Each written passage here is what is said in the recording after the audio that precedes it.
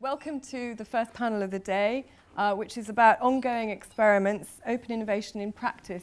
So I think everybody in this room has heard a lot about open innovation as a concept, as a very exciting thing to do. But clearly, the devil is in the detail with these things, as always, and we really have to reduce them to practice. So I have with me today a panel of seasoned practitioners, hope you don't mind me calling you that, which represent a cross-section of academia, big pharma and biotech. And before I introduce the panel, I'll just say a little bit more about my background. So as Malcolm said, I'm entrepreneur in residence at the Stevenage Bioscience Catalyst here. I spent the first part of my career in the big corporate world, moved into biotech about 14 years ago at Celtech, and have gradually worked in smaller and smaller companies. And and then I ended up as CEO of a small company called Stabilitech. I'm currently Chief Business Officer of Tiffany Therapeutics, as well as being entrepreneur in residence here. And I have to say, in the last year that I've been involved with SBC, I started off with a somewhat sceptical view about open innovation as being, oh, you know, it's yet another buzzword. But I've seen some really very interesting things happening in the last year. And I think the environment has changed, and basically the old ways of doing things are no longer enough, and we have to be more creative, and we have to find new ways of doing things. But the question is, how do we do that practically? So I'm looking to hear some interesting things about that from our panel.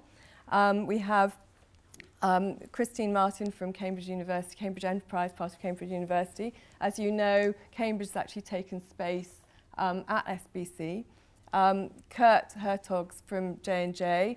So J&J opened a partnering office here in SBC a few months ago. And Choo. So Yen is a serial entrepreneur, biotech entrepreneur, and he's currently executive chairman of Plasticell and also CEO of Progenitor, both of which he founded, and both of which are tenant companies at SBC. So what I'm going to do is I'm going to ask each of them to say a little bit about their organisations and what they're hoping to get out of open innovation. Give us an example of something positive that's come out of open innovation for them, and an example of a challenge that they've come across in trying to do open innovation. And hopefully some themes will come out of that, and then we'll have some discussion and we'll open it up to the audience. So I'd like to start with Christine, please.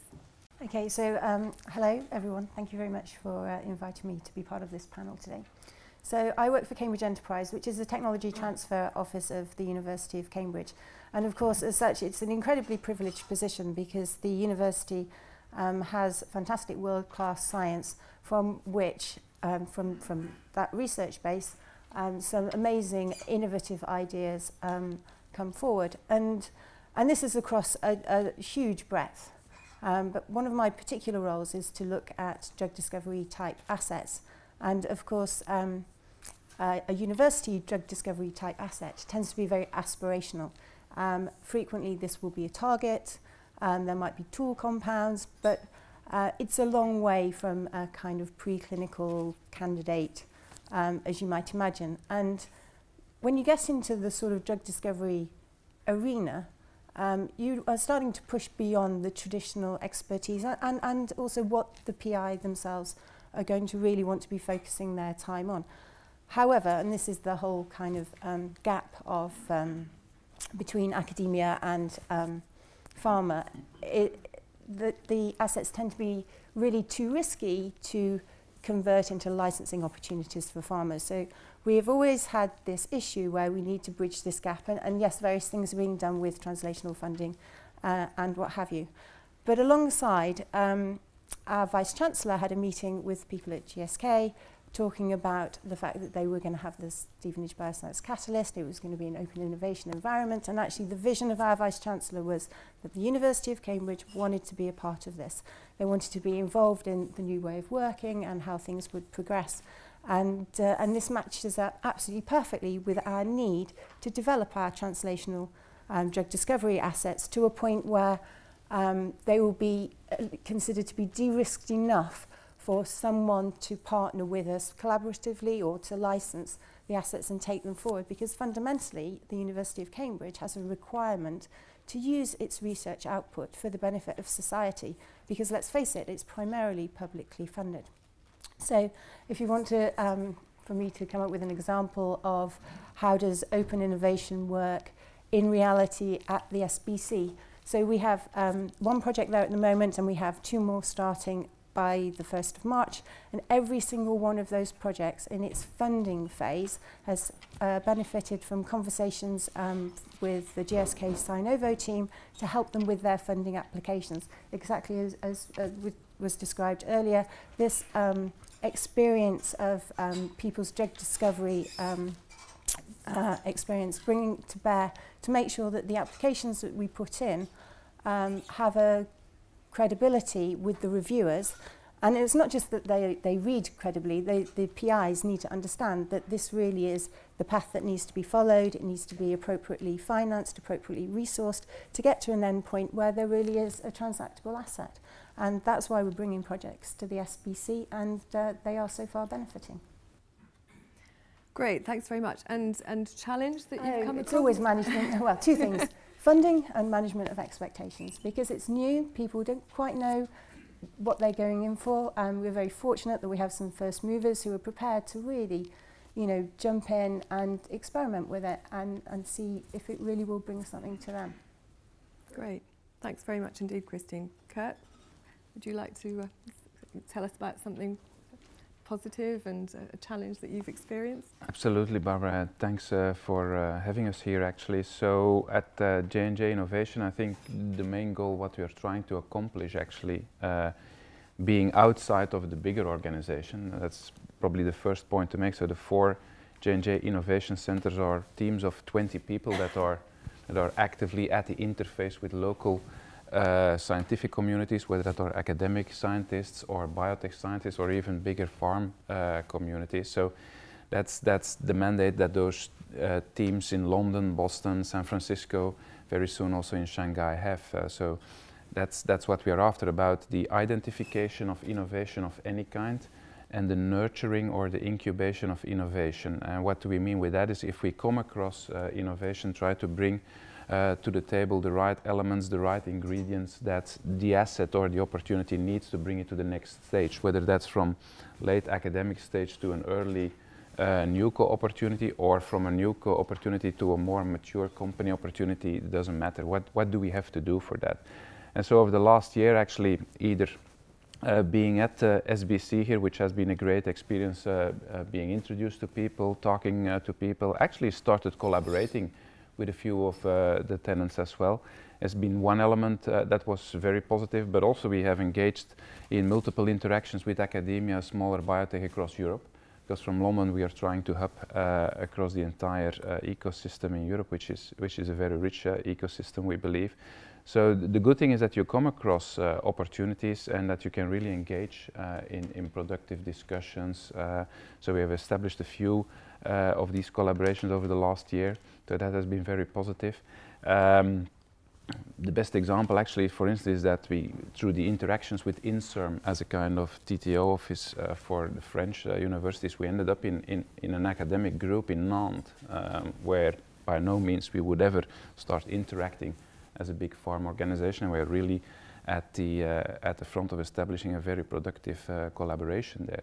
Challenges obviously are that you have to align very well up front, really manage the expectations, clear out from the beginning, okay, what are the expectations, understanding from each other what your respective outlets are. For an academic collaborator, the end point or the horizon is different than it is for a biotech company. And it's definitely also different for what it is for an organization like J&J. The one thing that connects us, though, is that we are all scientists, all people that are trying to advance innovation, good science, and that ultimately, and touching wood, I hope it's not going to happen, but ultimately we are all patients. So we are all benefiting at one moment in time from the innovation that we are trying to advance, either ourselves or our relatives or our families. And if you see what big challenges are ahead of us, naming Alzheimer as one, and with the aging population, what the challenge is, and how dramatically we're going to have to work together across boundaries, that is actually what should tie us together. So many positive opportunities, very good interactions, very open and transparent attitudes that we have seen, that we are cultivating. Challenge obviously is daring to say no, daring to say yes, really trusting each other, trying to move forward, remaining very open and transparent, and advancing what you can advance and letting go when you feel that you have to let things go and that's not going to work out as a partnership. So that are a few of the elements and the ingredients that I would like to add to the discussion here.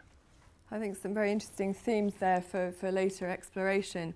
Obviously a lot of fertile ground between big pharma and academia. How does it feel from the biotech perspective, Jen? Yeah, I'll tell you. So as Barbara has pointed out, I work with two biotech companies. So the first of these is Plasticell, which has a combinatorial technology for use on stem cells. It essentially allows you to do high throughput research with stem cells. And we've used this technology historically in collaboration with big industry players. So on the tool side, people like Millipore and Sigma, and on the pharma side, people like GSK. But we've not so far used it extensively with academics. So I'll talk a little bit about that and how that could become an open innovation project. The other company I work for is called Progenitor Labs, and it's a product of a collaboration, particularly with GSK. What Progenitor Labs does is to use Plasticell technology to create adult stem cells in vitro, and then screens drug libraries using those adult stem cells to try to discover small molecules that regenerate tissues of the body. And the way this particular project is working out here is almost an open innovation project in the sense that it's a three-way collaboration between Progenitor Labs that owns the IP, Plasticell that has a lot of the know-how of how to operate its technology, and also GSK that's put in plenty of physical and intellectual assets into the collaboration. And the results so far have been pretty remarkable. And I should say in passing that a lot of that is due to the attitude of the Catalyst that you've heard about, and also of GSK. The willingness of a big pharma company to collaborate in this way is almost revolutionary, I'd say.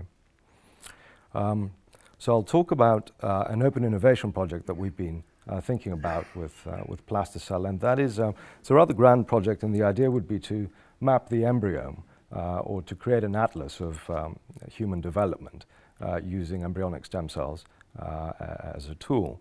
And the idea would be to make Plasticell's technology freely available to academic labs, allowing them to solve their own research problems, so that they would find out how, for instance, embryonic stem cells or iPS cells develop into particular tissues. And the proposal is to aggregate data from all these different groups to find out particularly efficient ways of differentiating the stem cells, ways in which that mirrors what happens in the embryo, and also subsequently to mine that aggregated data to figure out which are the pathways that might be amenable to intervention with small molecules to cause regeneration in vitro. So the benefits of a project like this, I think, is quite clearly that this is fairly grand and could only happen through an open innovation method because it is essentially a big data project, and the resources required to put all that data together are beyond any one group. The other benefit, of course, is by doing things in this way, you can really attack a grand challenge in biology, and it is a grand challenge to figure out how the embryo develops, and it is also a grand challenge for future medicine to figure out how you can affect the regeneration of tissues using drugs. I think one of the benefits of the projects that we've proposed is that it has clear benefits for all the parties. So for individual academics, it does allow them to solve their own problems using technology that they would not otherwise have access to, and it allows them to get the answer much quicker. Academics also participate in the publication of this atlas, which, as I've said, is an important bit of modern science. And it's also good, as you'll realize, for the UK in general, not only allowing it to stake a leading position in stem cells, but also causes more IP to be generated, more spin-outs, and all these good things. Now, the negative or difficult things about this is that despite all these benefits and the common purpose, it is very difficult to align a very large number of groups. And in particular, it's difficult to see how the IP might be shared in such a large-scale project, and I think we'll get to that later on. It is also a challenge to find precedents for this type of thing. So open innovation not having been around for too long, it's difficult for us to find many frameworks on which we can base what we're proposing. There are certain such precedents, so certain kinase partnerships operate in this way, and there is an alliance between AstraZeneca and MRC that works in this way. On the other side, also for a biotech company, it's very difficult to convince the board that having developed a technology for 10 years, you've got to give it away for free to everybody. In that sense, we're quite lucky in Plasticell because we are funded by some angels that do have a long-term view to what we're trying to do. And it does help that there is actually one business model that is very similar to that. You might recall that Google is such a business model. It has a search engine that it makes available to all of you for free. And the benefit of the company is that it gets to aggregate the data and mine it to great benefit. And if Plasticell turned out to be the Google of stem cells, we think it'd be a good thing. Well, thank you very much indeed, Jan. And I think you've raised one of the big questions, the kind of elephant in the room, which is always there, which is intellectual property. And so, I mean, how are people dealing with that? Is that really a problem that you feel you've cracked and you're on to the next thing? I mean, IP is obviously key. What about also publications? Clearly an issue with academics. Who would like to comment on the IP aspects? I can kick it off. Actually, it's obviously, it's like you say, it's the big elephant in the room. I think IP will always be needed because you want to secure innovations. You want to turn some economical benefit out of it ultimately as well. There is that driver as well. It's not only about just the science. It would be nice if it could only be that. But on the other side, we should also not make ourselves believe that we can nicely talk about open innovation and about collaboration, and at the same time not thinking about how you're going to deal then with IP, and also doing the experiments and exploring novel approaches there as well. IP will be held somewhere, but the consequence of open innovation, the consequence of partnering and collaborating is that you have to make agreements about how you divide or deal with the IP moving forward, and what the benefits of all the partners around the table are that come out of the IP that is generated, whether it's originally held by one partner or held by multiple partners, shouldn't matter. But you can't talk about collaborating or you can't collaborate and not deal and experiment with IP in the old-fashioned way either. So I think you're going to see multiple novel constructs or novel experiments there as well, and some of them might turn out to be good ones, some of them might be somewhat more difficult. The jury is still out, I think, but definitely will be subject to evolution. So basically get a framework in place up front. Christine, is that your experience as well? I completely agree. I mean, academics are very used to having collaborative relationships with other people, and it's very similar to having a collaboration and then deciding, you know, who's where on the author list of a paper. I mean, IP is the same kind of thing. It's to do with who feels that they have ownership of what, and who genuinely, factually has ownership of what. And actually, if you have the agreement written in the first instance, you make it as good as you can. It may not be perfect, but at least you've got a basis for everybody's expectations.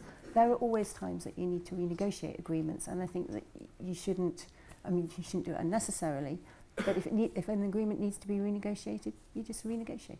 I mean, so long as everyone has an attitude to getting to the end point and getting there successfully, then in principle, all of the bits around it should fall into place. So, I mean, a lot about open innovation seems to be about managing people's expectations, setting those expectations up front, and creating an atmosphere of trust. Yes, absolutely. And I think when it comes to things like IP agreements and what have you, one of the most important things from an academic perspective is like the downside clauses. What happens if your partner has a strategic commercial decision to no longer work in that area. And for academics, it might be their lifelong research and their current project depends upon reagents or tools or know-how or input from their collaborator, and their collaborator wants to walk away. And we try very hard, and it's possibly a requirement, but I wouldn't want to be too black and white, to make sure that if a project is terminated for whatever reason, commercial, strategic or what have you, that the project can continue in the academic group.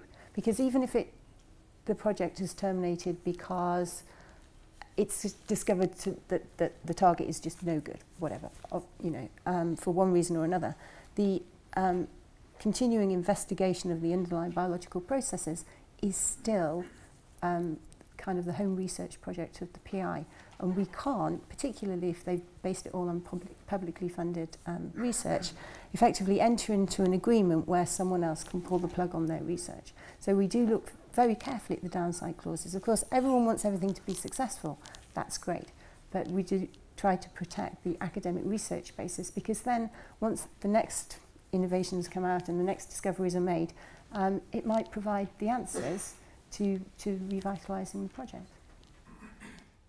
Absolutely. Anything you want to add? Yeah, I think the IP problem is, it's manageable. There are lots of different ways to carve up IP, and I think we should remember that it's not a case of someone either owning all of it or none of it. There's shades of grey.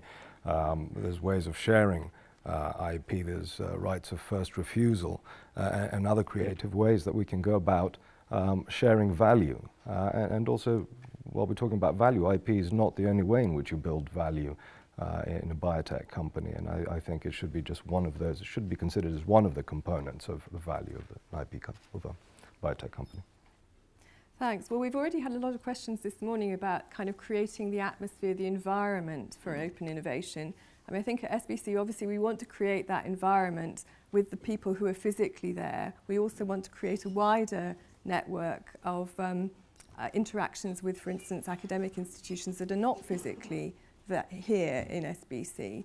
And there's actually one very nice example of one of the tenant companies, Enquix, has got a collaboration with Bristol, which arose from a Discover Assist meeting, which is a team that went out from SBC to Bristol and basically presented what we could do. And then we introduced, Enquix was introduced to the Bristol academics, and they're actually now collaborating and writing funding proposals together and so on. So I think it's a very nice example of, it doesn't have to be all physically in one building, but what else can we do to create the environment, either physically in the building or beyond, to actually foster that open innovation attitude and spirit? Who wants to go first? Well, I can start first. So in our proposal, which is to work with a wide network of academic groups, there is a thought that perhaps there can be an open lab here at SBC that allows groups to come and visit for short periods of time to exchange ideas and carry out certain bits of the experiment that would be difficult to carry out elsewhere. And that is a way of catalyzing an exchange here at SBC, which I think might be very useful. Interesting. Christine? Well, I think that the academic projects, both within the SBC and within Cambridge in general, I mean, they're very broad and they all have their different requirements. And when it comes to open innovation, if you like, there are many different ways in which Cambridge academic projects benefit. And I think that in a way we're quite fortunate, because people don't really consider drug discovery assets to be that competitive at the kind of level which they're first introduced to them. What they do think is, I think it's a fantastic opportunity to have a little bit of insight of how things are going, where they're going. So, you know, perhaps as they develop, they will be more interested and maybe collaborators or licensees later.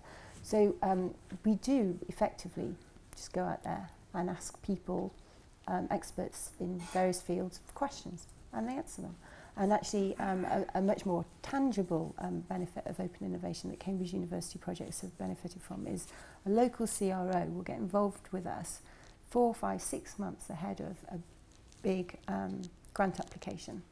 And not only will they review our projects, give some advice, is it going to be ready, what have you, they will put in not just time to advise us, but they'll also put in bits of resource to do assays, make a few compounds, really help us build up the appropriate foundation to put in a credible application to a big funder. And for us that's invaluable, because where an academic research project finishes, unless the academic has thought right at the beginning, 3 years beforehand, to make the deliverables of their research project the right foundation for writing their translational application, there's always going to be something missing. So we take many approaches to open innovation, and a lot of it is basically asking people for a bit of help, and generally people are very happy to give it. Mm-hmm.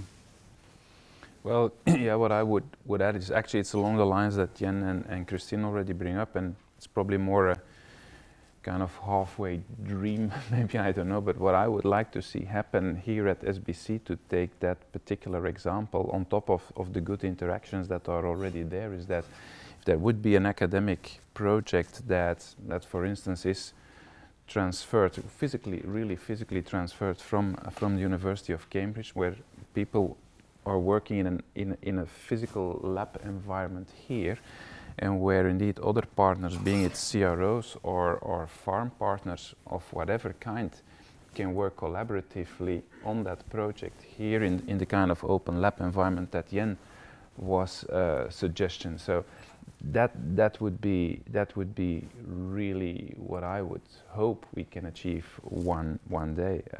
Just put the mix at work out of everybody's original historical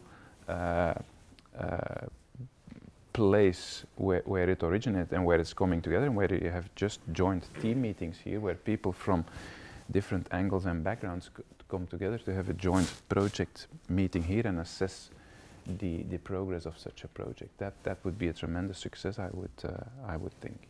Well, that sounds a very exciting idea. So potentially an open lab, potentially an open collaborative project, definitely ideas for the future. So at this point I'd like to open it up to the audience and see if we've got any questions for our panellists. Kate. Hi, I'm Kate Bingham. Very interesting discussions, and obviously absolutely of its time, this whole idea of open innovation. But I just want to get a little bit more detail to actually understand how a small company can participate. So yeah, in your example, is it because you've got Progenitor that can do some of the applied work that you're able to do the work at Plasticell? Just tell us a little bit about how your business model works that enables you to potentially have an open lab and make all your stem cell embryonic map available to academics. And how do you capture that value? Can you capture value through Plasticell, or do you have to have Progenitor there to do some of the applied work? No, I think so. Progenitor Labs is off on its own route and is fully enabled to do whatever it is that it's doing. Now, for Plasticell, the question has been, what kind of business model do we follow? And the funding route for Plasticell has been very different to Progenitor. So in its inception, Progenitor Labs raised as much capital as Plasticell has raised over the past 12 years. So we've been, bootstrapping Plasticell along.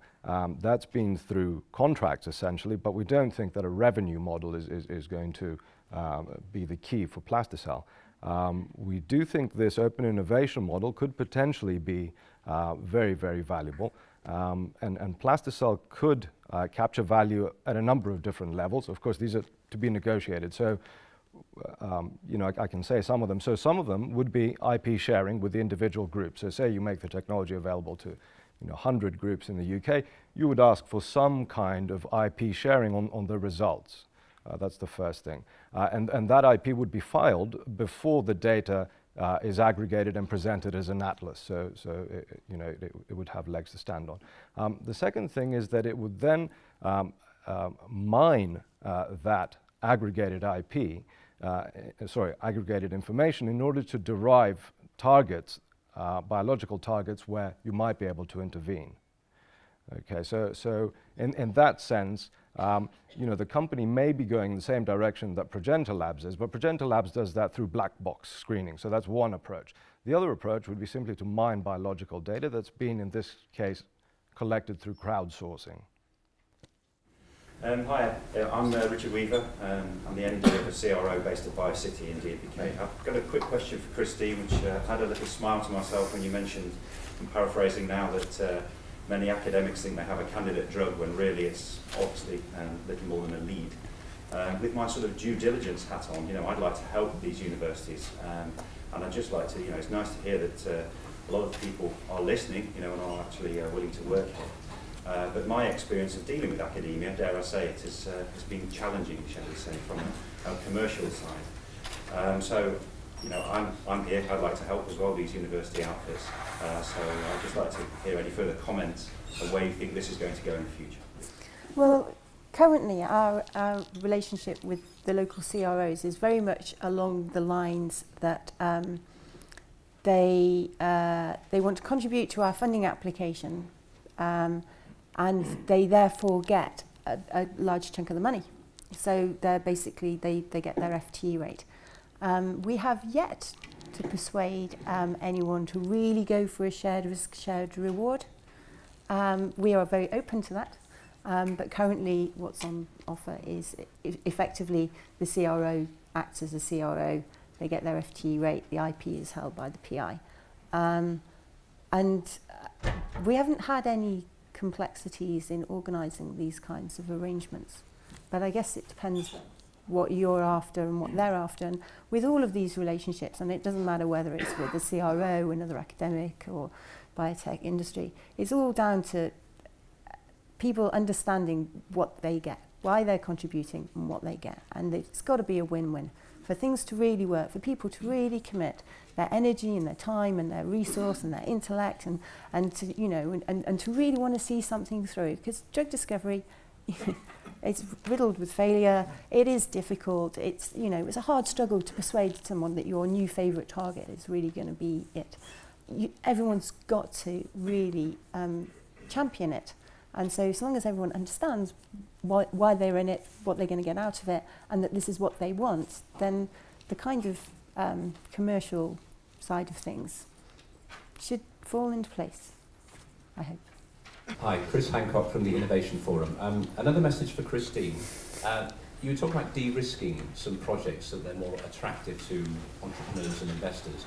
I was just wondering what collaboration you might have done with some of the US academic institutions, for example, where attitude to risk in the US very different, and if there's any learns from over the ocean that you can take and how an academic institution does portray de-risking. It's a huge cultural shift, I accept, but maybe it can start with the likes of Cambridge University. Well, I mean, you're absolutely right. There's a massive difference in the US. It is absolutely phenomenal what the US universities managed to achieve, both in terms of their assets and the number of companies they start, and also the amount of money they managed to raise off the bat. It is incredible, and it would be great to take some of their methods of success and recapitulate them. But it is a very different environment, and I'm not sure really that we're going to achieve, $20 million straight into a company that only has 5 or 6 patents and, maybe some strong collaborations, but no real phase 1 assets or what have you. Whereas the US universities managed to achieve this, and I think it is a lot to do with the fact that the US investors have a very different attitude to risk. Failure in the US isn't a stigma in the same way that failure is in the UK. My understanding is that, serial entrepreneurs can have a portfolio of companies in the US, and if some of them have effectively just gone to the wall, it doesn't matter, whereas here it stays with you, it really does. So I think that it would be great to be able to recapitulate some of the successes that we see from the US universities. And this is kind of expectation management. I think I think for our own successes, we need to have a more cautious attitude to risk, because that's the environment, unfortunately maybe, that we're in Europe. Mm-hmm. Kurt, do you want to add? Oh, yeah, I would like to add, although it may come across as if there is much more innovation and much more success in the US, it might be true, but I'm not convinced, and I'm not entirely convinced whether we should be running collectively behind a US model.